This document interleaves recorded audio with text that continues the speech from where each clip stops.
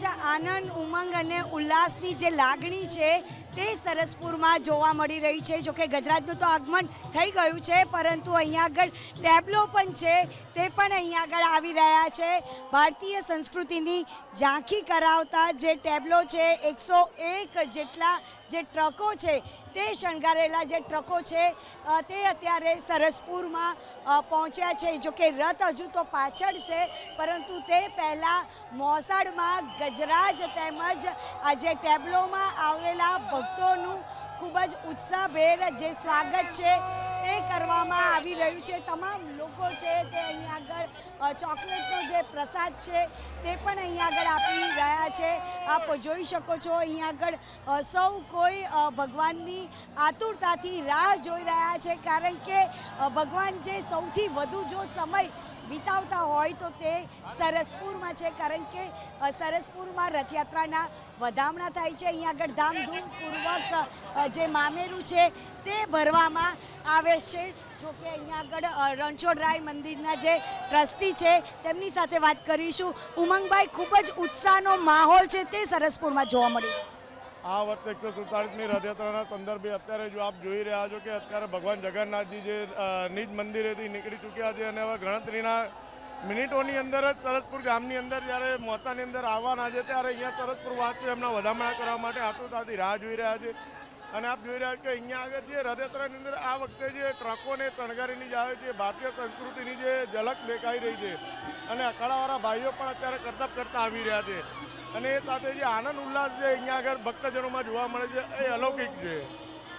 આ ટ્રક છે જેમાં કોન્સ્ટિટ્યુશન ઓફ ઇન્ડિયાનો જે આ ટ્રક છે તે પણ અહીં આગળ આવી પહોંચ્યો છે, અને જેટલા પણ જે ભક્તો છે, કારણ કે હજારોની સંખ્યામાં માનવ મહેરામણ છે તે રથયાત્રામાં જોડાતા હોય છે।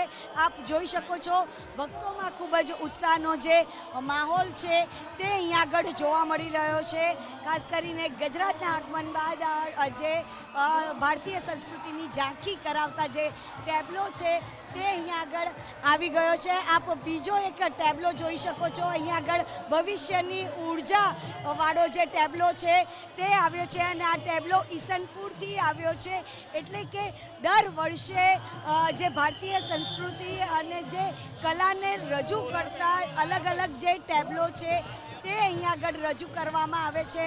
આપ જોઈ શકો છો અહીંયા આગળ ભગવાન વિષ્ણુનો પણ આ એક ટેબ્લો છે તે પણ અહીંયા આગળ જોવા મળી રહ્યો છે। ભગવાન વિષ્ણુના જે વિવિધ અવતાર છે તેનો ટેબ્લો અહીંયા આગળ આવી ગયો છે, એટલે કે અમદાવાદના અલગ અલગ વિસ્તારના જે આ ટેબ્લો છે તે અહીંયા આગળ આવે છે।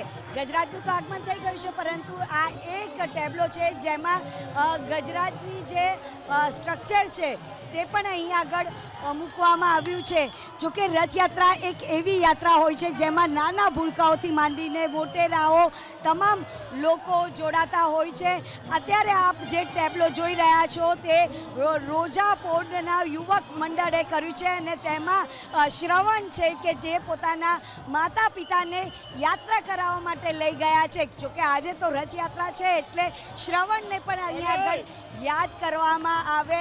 અત્યારે આપ જોઈ રહ્યા છો અહીંયા આગળ વિશ્વ હિન્દુ પરિષદ જે દરિયાપુરનો જે ટેબ્લો છે તે અહીંયા આગળ આવી ગયો છે, એટલે કે ટેબ્લોમાં પણ અલગ અલગ વિવિધ જે ઝાંખી છે તે અહીંયા આગળ જોવા મળી રહ્યા છે। આપ જોઈ શકો છો કે ભગવાનના જે નટખટ જે સ્વરૂપ છે, લડ્ડુ ગોપાલનું જે સ્વરૂપ છે, માખણ મિશ્રી ખાતું જે સ્વરૂપ છે તે ટેબ્લો અત્યારે અહીંયા આગળ આવી પહોંચ્યા છે, અને જેટલા પણ લોકો ટેબ્લોમાં બિરાજમાન છે, જેટલા પણ ભક્તો અહીંયા આગળ સરસપુરમાં છે તે તમામ લોકોને અહીંયા આગળ જે પ્રસાદનો જે લાભ છે તે આપી રહ્યા છે। જોકે જમાલપુરનો આ ટેબ્લો અહીંયા આગળ આવી ગયો છે।